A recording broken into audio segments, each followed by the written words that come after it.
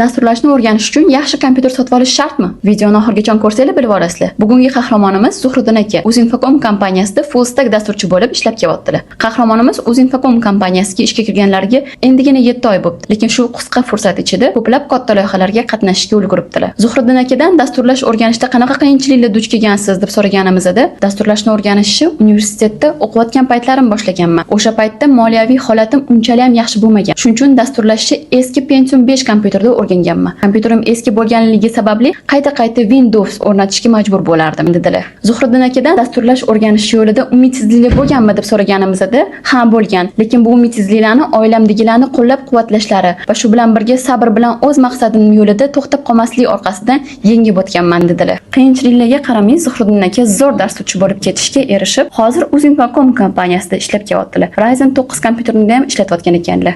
Dasturlashni o'rganmoqchi bo'lgan yoshlarga nima maslahat bera olasiz deb so'raganimizda, Uzinfocom qoshida ochilgan Ustadi IT Akademiya dasturlash kurslarida o'qishni tavsiya berdilar. O'sha yerda kurslarda o'qisanglar, o'qish davomida Uzinfocomda stajirovka qilib, real loyihalar bilan ishlab dasturlashni tez o'rganmasanglar bo'ladi. O'zingizlarni yaxshi ko'rsatsanglar, Uzinfocomda ishda ham olib qolishadi dedilar. Agar sizlar ham Ustadi IT kurslarida o'qib, Uzinfocomdagi katta IT kompaniyada ishga kirmoqchi bo'lsanglar, unda kommentda plus qoldiringlar.